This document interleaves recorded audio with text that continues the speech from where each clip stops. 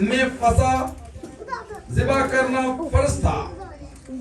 और यीशु ने पतरस और यूहन्ना को ये कहकर भेजा कि जाकर हमारे खाने के लिए फसा तैयार करो। उन्होंने उससे कहा, तू कहां जाता है?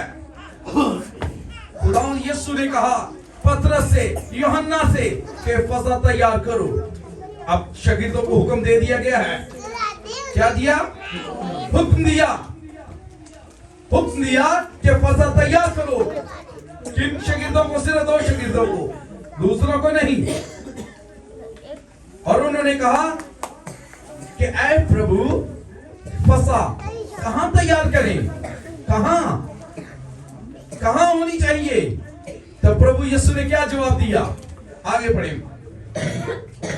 उन्होंने उससे कहा, तू कहां चाहता है कि हम तैयार करें?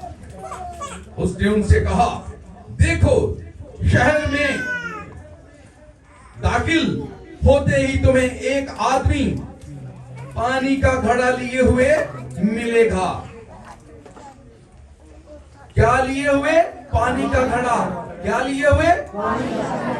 यीशु ने कहा, जब तुम शहर में दाखिल होते हो तो तुम्हें एक आदमी मिलेगा जिसके हाथ में क्या होगा? पानी का घड़ा। अब प्रभु कहीं और हैं, जीसस कहीं और हैं। शागिर्दों को हुक्म देता है कि जाओ फसा का बंदोबस्त करो। तो शागिर्द क्वेश्चन करते हैं कि वो जगह कौन सी होनी चाहिए? तो यीशु ने कहा, जब तुम शहर में दाखिल हो जाओ तो एक आदमी तुम्हें मिलेगा जिसके हाथ में पानी का घड़ा होगा, और चुप करके उसके पीछे पीछे जाना, और जहां वो दाखिल हो तो वहां जाकर कहना उस मालिक से। आगे पढ़िए मेरे साथ मिलकर।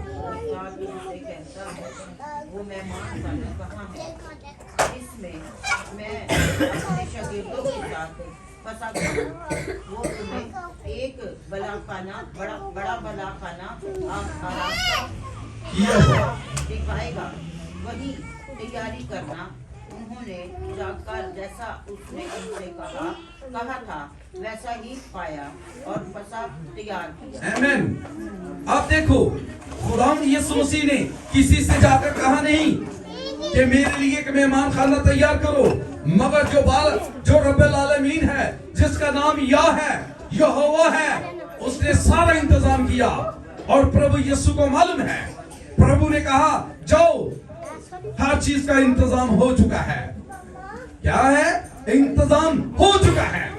तुम जाओ, उस आदमी को देखना जिसके हाथ में पानी का घड़ा हो। ये एक बड़ा मौजज़ा है, एक बड़ा मौजज़ा है। इस मौजज़े पे ध्यान करें कि जीसस ने क्या कहा।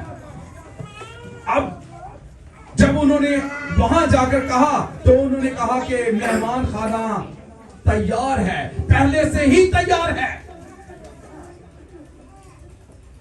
अजीजों, क्या आप इस जगह पर आए हैं जो मुकद्दस हैकल है? क्या आप अपने आप को तैयार करके आए हैं कि आज हम उस यीशु मसीह के बदन और खून में शामिल होने वाले हैं? क्या आज जब आप खुदा के घर में आए हैं, क्या आप इस वजह से आए हैं कि आज मैं अपनी जिंदगी को बदलूंगा, मेरी जिंदगी में पिछले गुनाह हो चुके हैं, आज मैं उनके लिए खुदा से दुआ करूंगा कि मेरी बख्शीश हो जाए? यकीन कीजिए, अगर आपने घर से इरादा किया है कि मैंने आज खुदा से बरकत लेनी है, तो यकीन कीजिए बरकत पहले से यहां पर मौजूद है, पहले से ही मौजूद है।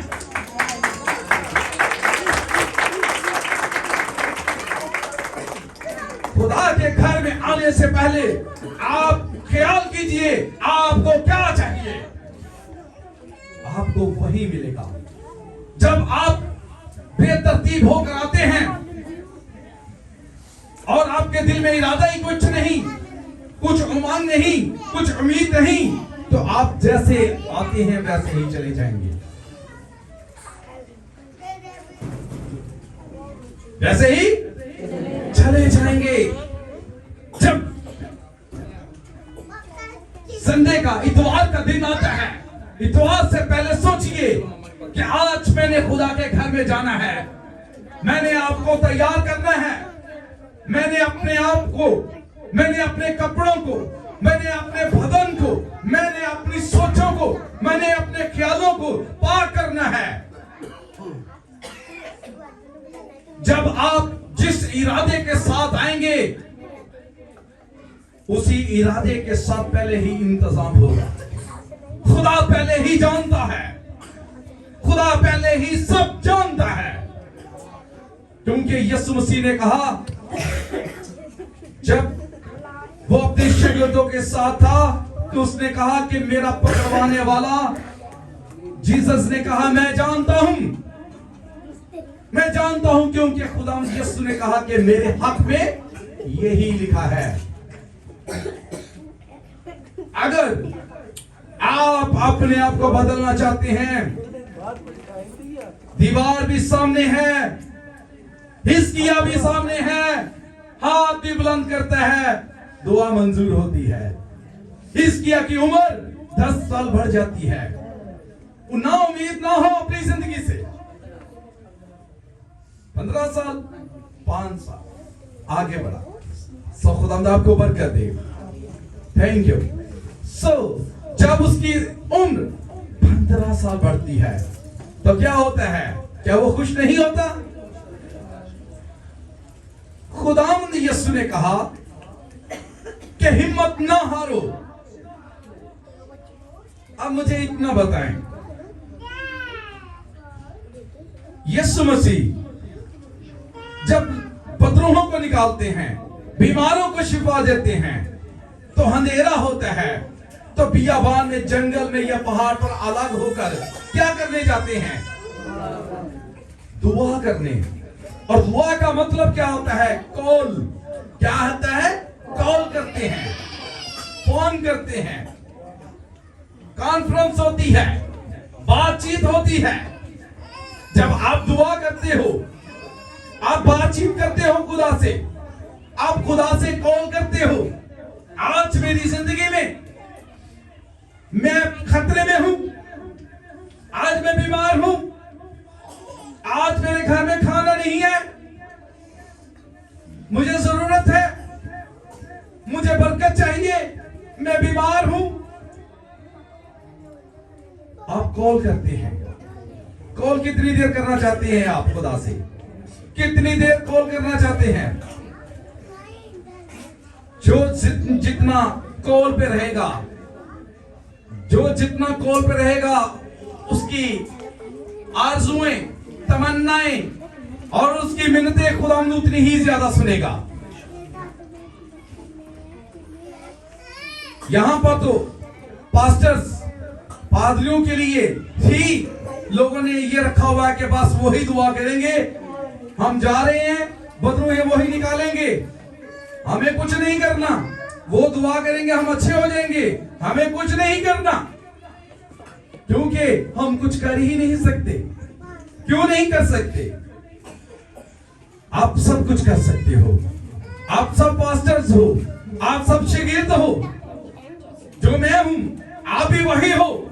अगर समझने की ही बात है, ईमान रखने की बात है, उम्मीद रखने की बात है, आप कितना उम्मीद से हो, कितना ईमान में हो, जितना ईमान रखोगे उतना ही पाओगे।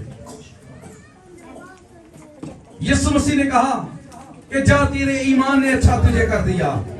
यकीन कीजिए, अगर उस जो ईमान गलत रखता होगा, अगर वो चलता होगा तो वो टेढ़ा हो जाएगा, क्योंकि उसका ईमान यीशु में धोखेबाजी का था। आज अगर आते हो खुदा के घर में तो ईमान रखो कि वो मेरे लिए सब कुछ करने वाला है।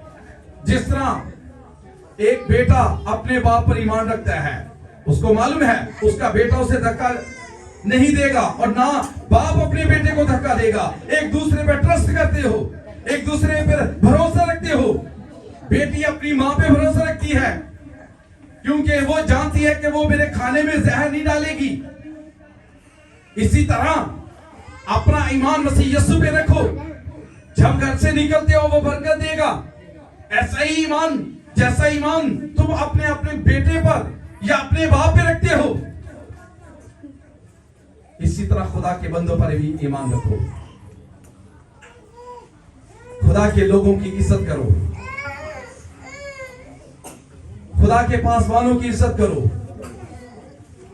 खुदा यीशु मसीह ने कहा है कि जो मेरे बंदे की इज्जत करता है वो मेरी इज्जत करता है।